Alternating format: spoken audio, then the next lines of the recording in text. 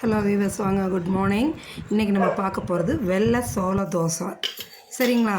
அது இட்லியும் ஊற்றலாம். பாருங்கள், வெள்ளை சோளம் வந்துட்டு 3 டம்ளர். நம்ம எந்தில் எடுக்கிறோமோ அதுலேயே எல்லாமே அளந்துக்கணுங்க. நான் குட்டி டம்ளரில் 3 டம்ளர் வெள்ளை சோளம் எடுத்திருக்கேன். அதுக்கு 1 டம்ளர் அரிசி போட்டுக்கோங்க. இட்லிக்கு போடுற அரிசி 1 டம்ளர். பாருங்கள், 3 டம்ளர் சோளம், 1 டம்ளர் அரிசி. இதை போட்டுக்கிறீங்க. போட்டுட்டு அதே டம்ளரால் 1 டம்ளர் உளுந்து, நான் கருப்பு உளுந்து தான் போடுவேங்க, வெள்ளை உளுந்து கிடையாது. கருப்பு உளுந்து 1 டம்ளர் போட்டுக்குங்க. இதை நல்லா 3-4 தடவை தேய்ச்சி கழுவிட்டு ஊற்றி நல்ல தண்ணி ஊற்றி மூடி வச்சிடலாங்க. இதுக்கு வந்துட்டு 1 ஸ்பூன் நல்லா ஸ்கூப்பாக வெந்தயம் போட்டு கழுவி அதையும் ஊற வச்சுக்கணுங்க. வெந்தயம் இப்போ 3மே ஊற வச்சாச்சுங்க.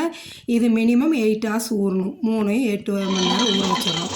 அதுக்கப்புறம் பாருங்கள், கிரைண்டரை போட்டு ஃபஸ்ட்டு வெந்தயத்தை போட்டுருங்க. வெந்தயம் போட்டு நல்லா மசியணுங்க. மசிஞ்சதுக்கப்புறமா நம்ம அரிசி, சோளம், உளுந்து 3மே இந்த உளுந்தையும் சேர்த்து நம்ம போட்டுறோம். கருப்பு உளுந்து கழுவி இந்த அரிசி சோளத்தோடையும் கலந்து போட்டுருங்க. 10 நிமிஷம் தாங்க, சீக்கிரம் அரைஞ்சிடும்.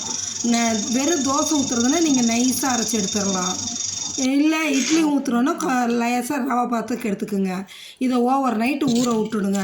நல்லா பர்மெண்ட் ஆகணும், புளிக்கணும். புளிச்சு எடுத்தால் எப்படி இருக்குது பாருங்கள், மாவு ப்ளஃபியாக. இப்போ நல்லா கலக்கிட்டு ஒரு தட்டு இட்லி ஊற்றி காமிக்கிறேன் பாருங்களேன். இட்லியும் ஊற்றலாம், தோசையும் ஊற்றலாம், ரெண்டுமே நம்ம இதில் செய்யலாம். பணியாரமும் செய்யலாம். பாருங்கள், இந்த இட்லி பிளேட்டில் எண்ணெயை தடவிட்டு ஒரு பிளேட் இட்லி ஊற்றி வச்சிடலாம். சரிங்களா? எங்கள் வீட்டில் என் பொண்ணுங்க 2 தோசை கேட்குங்க. எங்கள் வீட்டில் எங்கள் சார் வந்துட்டு இட்லி கேட்பார். அதுக்கு தான் இட்லி ஒரு தட்டு ஊற்றி அதை வச்சுருவோங்க. நிறையா பிளேட் ஊற்றுற மாரி இருந்தால் நான் இட்லி பாத்திரத்தில் ஊற்றுவேன்.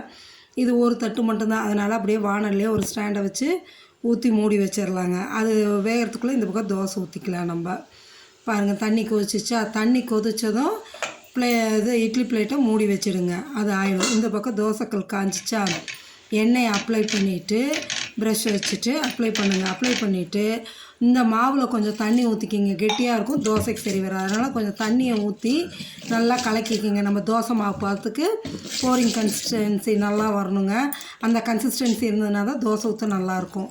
அதனால் நல்லா கலக்கி பாருங்கள், தோசை ஊற்றுங்க. நீங்கள் எந்த அளவு மெலிசாக முருகலாக ஊற்றணுமோ ஊற்றிக்கலாம்.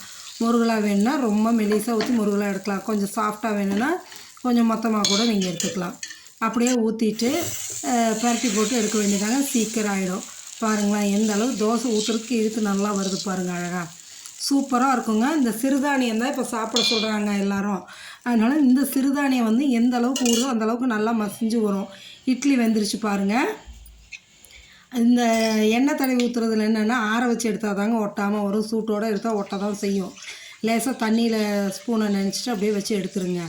எடுத்துட்டிங்கன்னா இட்லியும் நல்லா சாஃப்டாக பொதுன்னு நல்லாயிருக்கும். தோசையும் சூப்பராக இருக்குங்க.